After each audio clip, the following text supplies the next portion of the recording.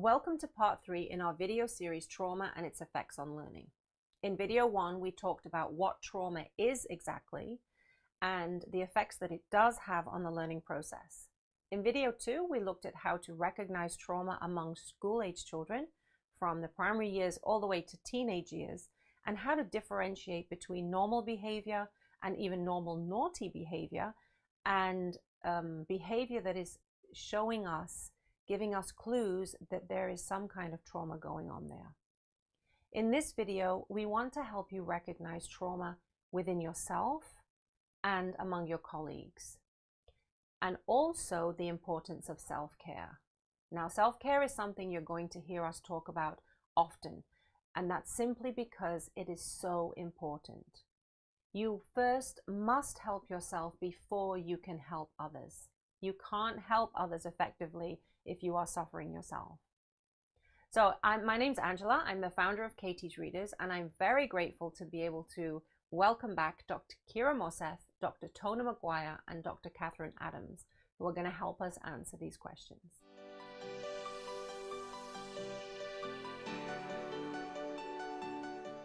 In our last video, we talked about how to recognize trauma among school-age children.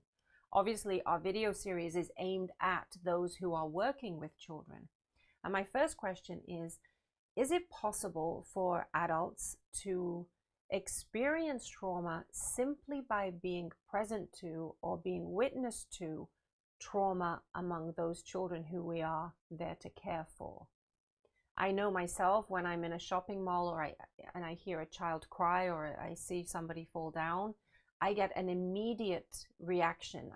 My alert goes up, and I feel on high alert when I witness that.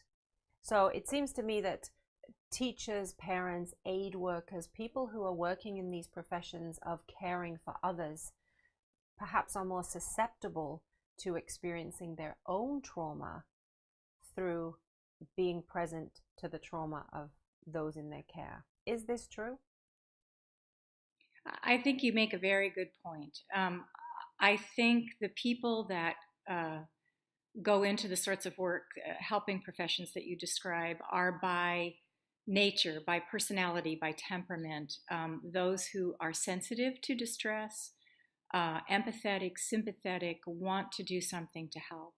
And then there's the simple biology of it. We're wired as a species to respond to the distress of children and infants. That's one of the reasons we've survived, is that even if you're not related to that particular distressed little person, your body goes into an alert and wanting to do something to help that child or that infant. So because of that, and because of people's intrinsic personality styles, there are some people who are more susceptible to being traumatized by the distress of others. Sometimes that makes them wonderful healthcare providers and aid workers and teachers and caretakers. Sometimes it can actually be so damaging to them that it's, as much as they have great intentions, that's not the area that they should be working in, because it's too distressing for them. In some ways, they're too sensitive to the distress of other people in order to be able to function in sort of adequate ways. There's also the contributing factor of our own history and where we are in our lives at any particular point. So if someone has a history of childhood trauma themselves, they may begin to resonate very strongly with the distress of children and infants around them. And that in and of itself can be re-traumatizing for them. It just simply brings up too many hurtful things from their own past. And if whatever is happening is relevant to their life at that particular moment in time, that also can create the propensity for trauma for them. So, for example, just a personal example for me, I spent my early professional years in a children's hospital working with many ill and injured children. And it was difficult. it was difficult. It's always difficult to see children and babies in distress and sick and hurt in some ways. But when I became pregnant with my third child, I suddenly found that I was not able to do my job effectively in the infant ward, because it was simply too close to what was going on in my own life. And I found myself reacting and becoming anxious and overwhelmed and very distressed about what normally had made me feel sad, and wanting to do something to assist these families became difficult to manage. And so I had to actually go to my supervisor and say, until this baby is born and is a little bit older, you need to put me on the other wards to do my work. So that's just one example of what can happen. That's a great example, Tona. Thank you for sharing that part of your story. I know I would be one of those who wouldn't be very effective working on a children's ward in a hospital. I just know I wouldn't be able to cope with that. So, Catherine, Tona talks about the simple biology of experiencing trauma simply by witnessing other people's distress. Can you talk a little bit in simple terms about the chemistry of that, the biology of it? We as human beings have neurochemistry going on inside our brain that makes us bond to others, that gives us empathy. This is brought about by something called oxytocin. Okay, oxytocin is also the love neurochemistry inside our body. When we fall in love, we feel a lot of this. We also have a lot of this, though, for women during birth and once we give birth. It goes hand in hand, though, not just with love, but with traumatic events. Now, some scientists are linking this to the fact that when women give birth, it can be traumatic. And so we have this horrible neurochemistry of cortisol that's really hard on our body and stressing it out, but making us push through and fight through difficult times. But at the same time, we get a rush of oxytocin that makes us want to bond. So that even though that birth process was painful and difficult, the moment we see that child, we fall in love, because that will help the child survive, right? But in a traumatic event, the same thing goes on inside our brains. And so we may be feeling that hypervigilance of trauma, that sense of, oh my God, I have to be on alert all the time, difficulty sleeping, all of those things. And at the same time, we're feeling more empathy than we've ever felt in our lives. We feel attached to everyone around us, concerned about everyone around us, right? And even when we do not firsthand experience the trauma, hearing the stories puts our mind in a place where we are there and we feel it with the person. And we may be able to get through our day and do really, really well and help that person, and then we go home and all of a sudden it hits us like it's suddenly our story. And that is biochemistry at work. It is something that makes us, as an entire human race, survive, because it keeps us helping each other out, even in difficult times. Can you imagine if we didn't have this capacity, what things would be like in a bad event? People would cut and run, and it'd be every man for himself, so to speak. But it's not. You know, we have thousands of people trying to help millions of people in difficult situations. So it is very possible, and we need to be kind to ourselves when we start feeling that trauma inside ourselves. So now that we know that that is possible, and not only possible, but highly likely, how do we recognize trauma within ourselves and among our colleagues? As we said, quite often the jobs, teaching and aid work and these kinds of jobs attract people who are naturally very compassionate and empathetic, people who are always looking outside of themselves to support other people. So how do we differentiate between normal stress of this type of work, stress inside a classroom, and behavior or stress that is actually more of a traumatic response to what we are seeing and experiencing in these environments? Also, another good question. So, a certain amount of stress is actually beneficial and healthy. It allows us to be engaged and alert and wanting to do the very best job that we can do.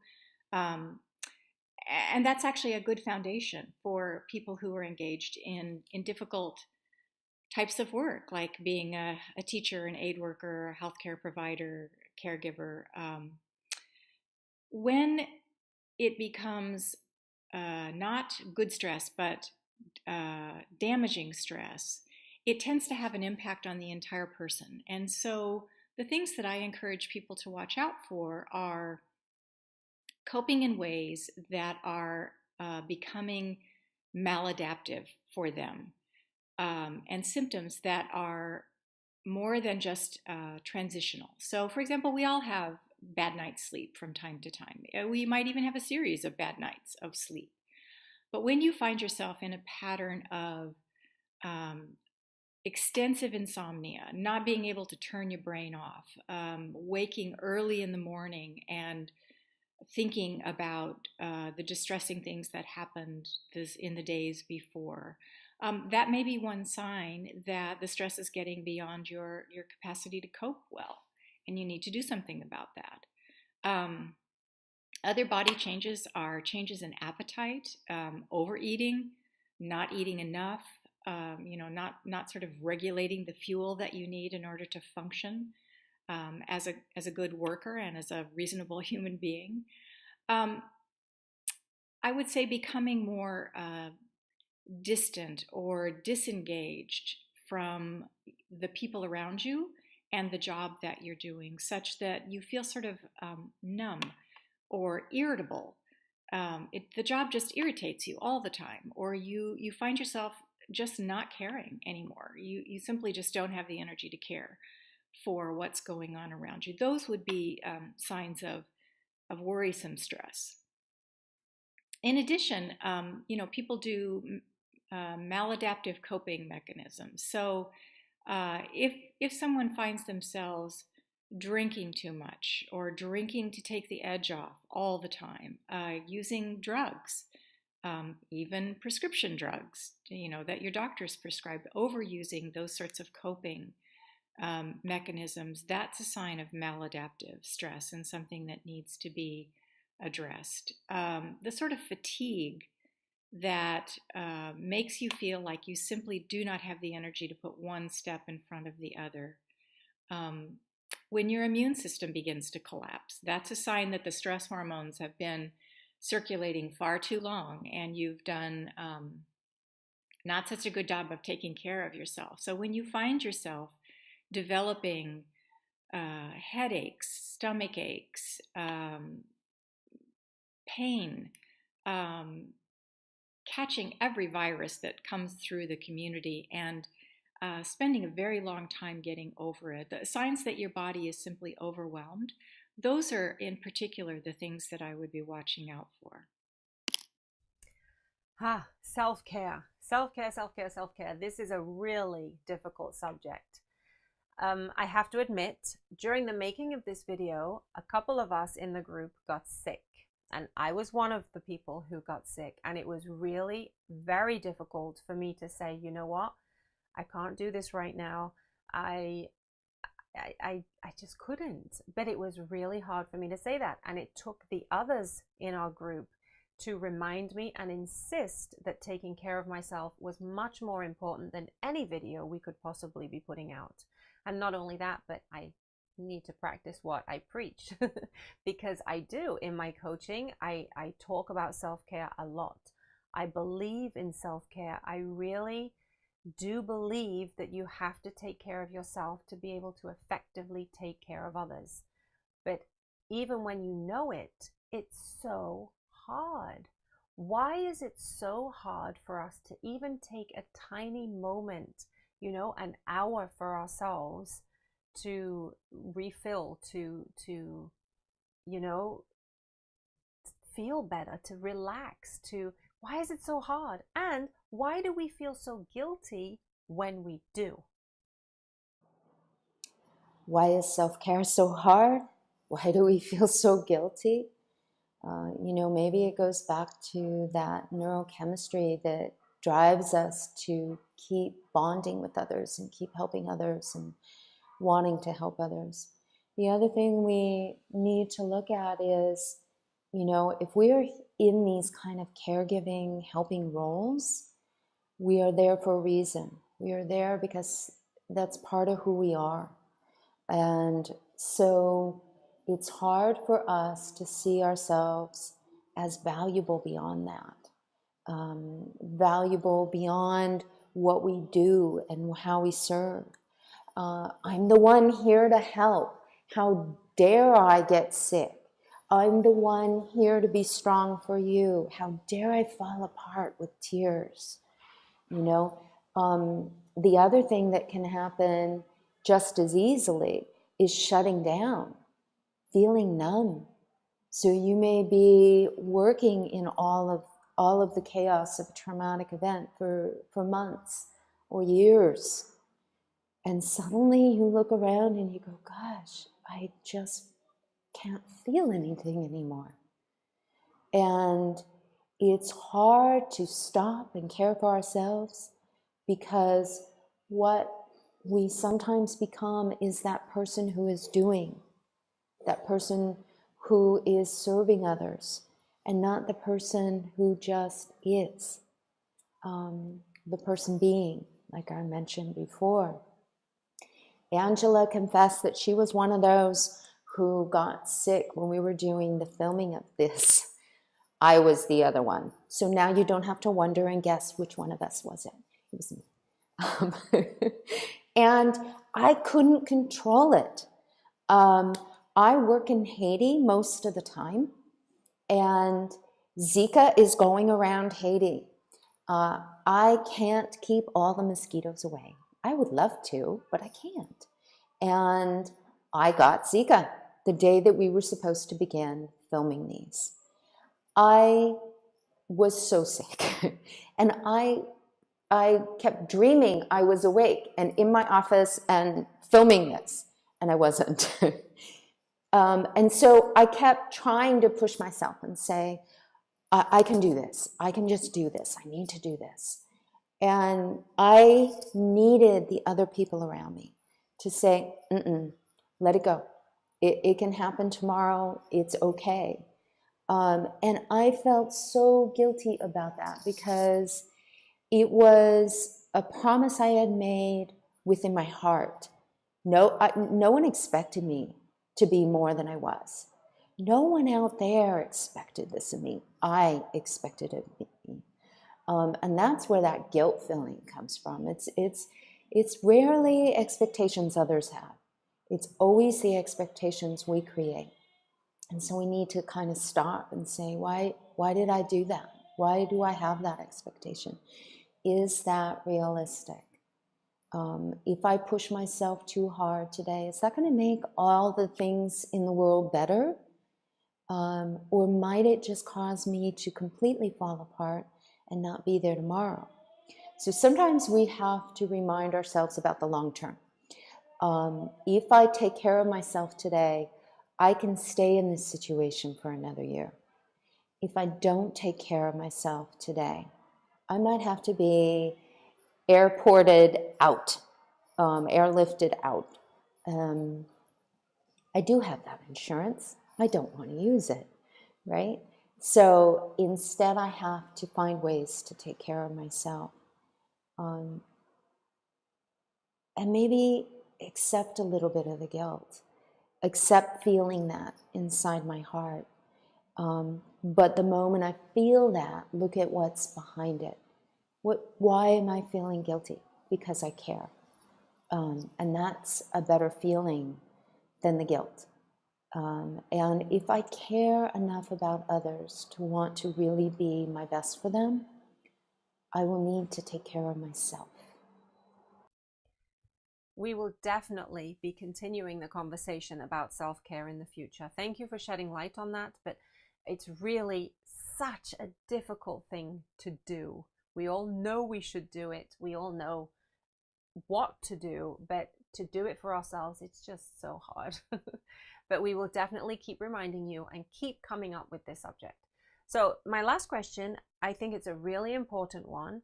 We are all here to try to share tips and tools and information on how to help people through trauma, especially in the classroom environment. Our intention is to help and to serve those under our care. But sometimes people need help in different ways and in more professional ways. How can we recognize among our students and our colleagues and ourselves when we really need to engage a professional, when what we can do is not enough? They need more help.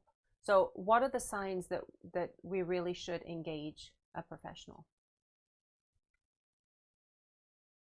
I think for the teachers and colleagues, I would go back to what we were discussing earlier in terms of overuse of maladaptive coping mechanisms is probably a red flag and something that needs to at least be evaluated by someone professional to see if there's a more of an issue going on that then can be handled by simply making a few relatively minor changes in the position or the work or whatever is going on.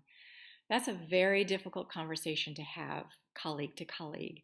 And it's actually something that we've trained with the health support team, the HST groups.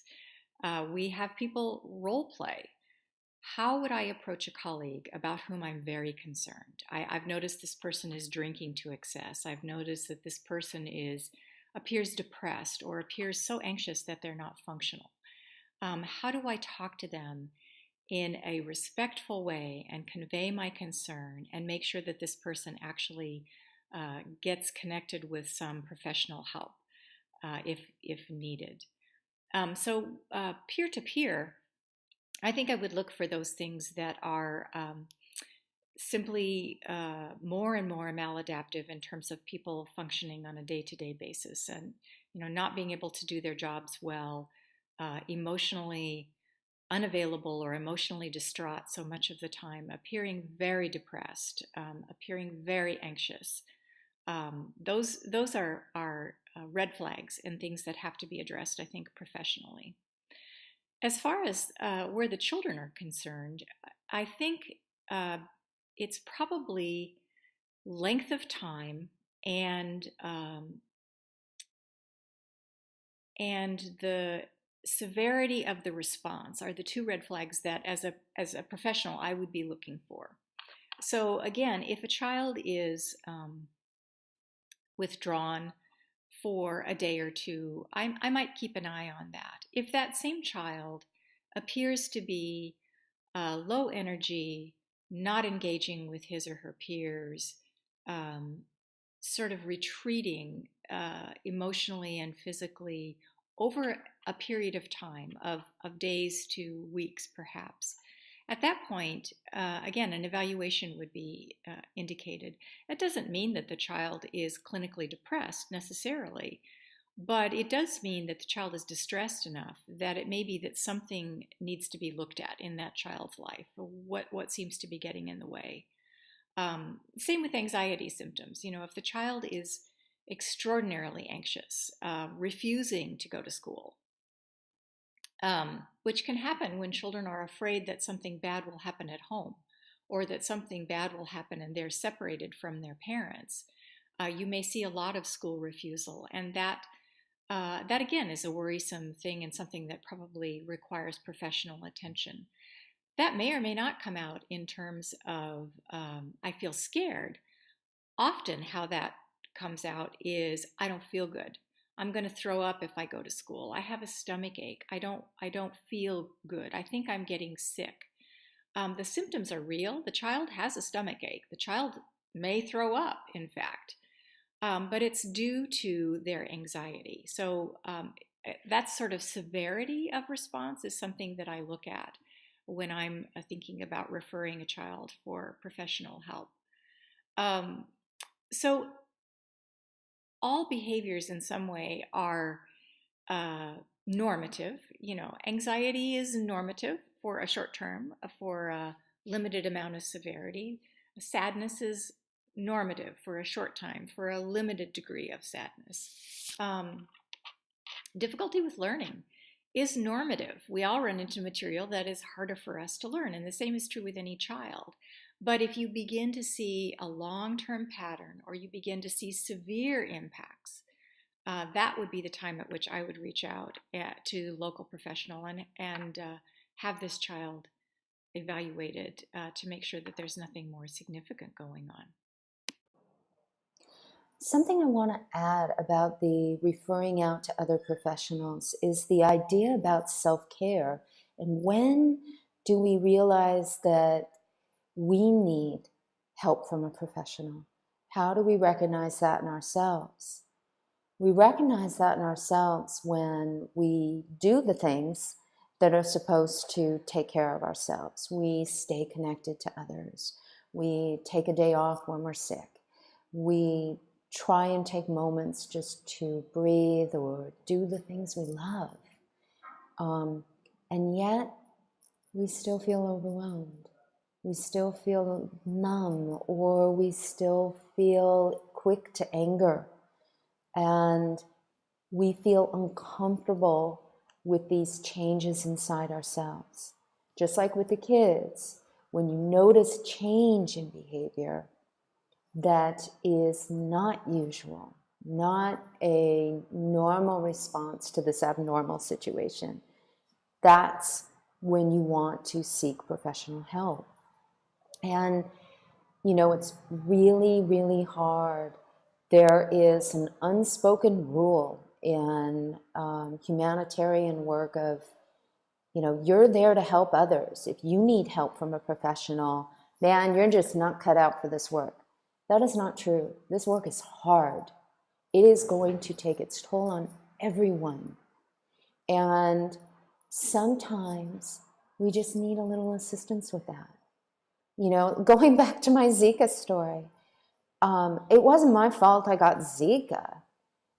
Should I not see a doctor or take medicines if they're available in order to help cure that? I should, right? No one would say, don't do that. You know, take care of yourself. Same with mental health. It is okay to get help. If that help can keep you helping others, it's more than okay. It's a part of the process. So, you know, whether it's creating an informal group that comes together and supports each other, or seeking a professional either in your community, or sometimes there's professionals who will help people online. This is especially true, you know, for humanitarians who are living abroad, people who are volunteering or working in other countries. Sometimes you can find a professional who's willing to do sessions with you by Skype. And that little bit of support is very reaffirming. That moment where, you know what, you matter to somebody else. You matter enough for them to care about you and worry about you. We forget about that. And when the normal strategies for coping with difficult situations are not working, that's the time to reach out. That's the time to refer yourself to somebody. So before we close this video today, Dr. Kira Mosseth would like to share with us a tool that she's developed to help us facilitate that self-care and make it a little bit easier for us to remember to do so. I have an acronym that I use for helping people facilitate self-care, and that acronym is REST, R-E-S-T in English.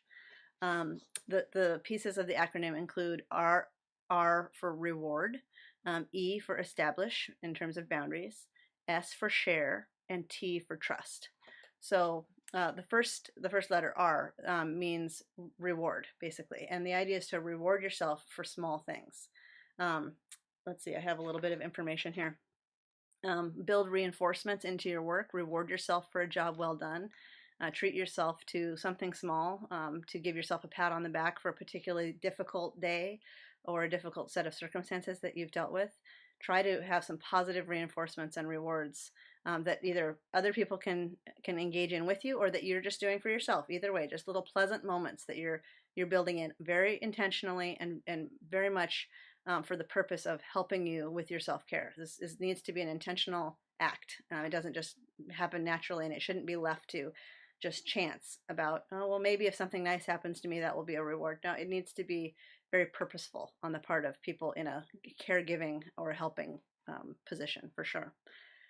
The E stands for establishing healthy boundaries. So what that means is that there needs to be certain times of day or certain days of the week when you are basically off duty, when you're not answering emergency phone calls, when you're not responding to crises, when you have some space and some time just to do things for yourself. You have to back off and recognize that there are other people, and that comes with T for trust, but there are other people that you can trust to sort of fill in and take care of putting out fires when you need that time to have that break, to refill your teapot, so to speak.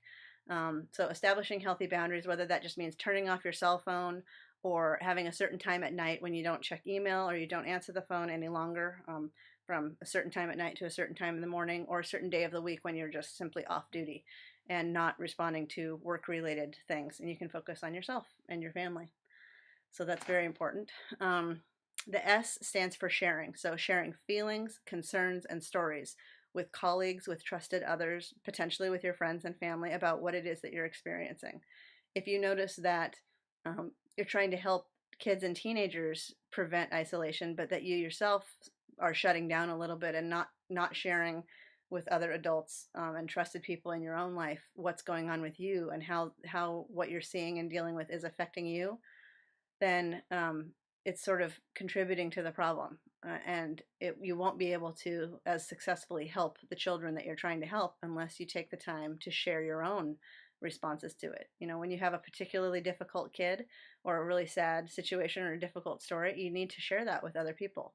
The sharing of those things does not make more grief spread around to people. It doesn't come out of you and go into someone else, but in the act of sharing it, it dissipates. It's sort of like vapor in the air. It just sort of dissipates and unburdens you in the process of doing that. So sharing is very essential for that reason.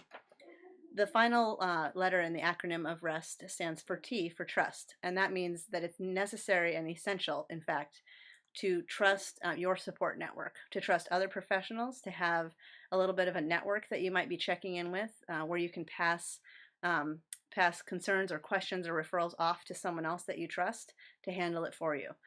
No one person can be responsible for all things all the time. So having people that you trust, even if it's just one or two others that you can look to for support and that you can pass things to, is a very essential part of compassion fatigue care and self-care in general for anyone in a helping profession.